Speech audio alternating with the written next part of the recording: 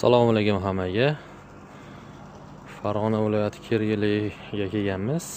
O'tgan yili 16 metrlik, ya'ni fura tortida turgan tarozi o'rnatib bergandik. Akalarimiz neft vaza bor ekan. Mana taniganlar bo'lsa, farg'onaliklar biladi. Shuna most pasida temir yo'lda bo'yida. Bu tarozimizga 5 yil garantiyasi bilan o'rnatib berganmiz. Tarozimizni ko'p ko'rsatyapti, 10 kilo deyishgan uchun kelib tekshirgani keldik. Tarozimiz to'ppa-to'g'ri ko'rsatyapti. Kimnidir taroziga taqqoslab kiloni ko'p ko'rsatyapti deyishgan uchun keldik. Kilolar to'ppa-to'g'ri ko'rsatyapti. 5 yil ichida garantiyalarimizni qilib berganmiz.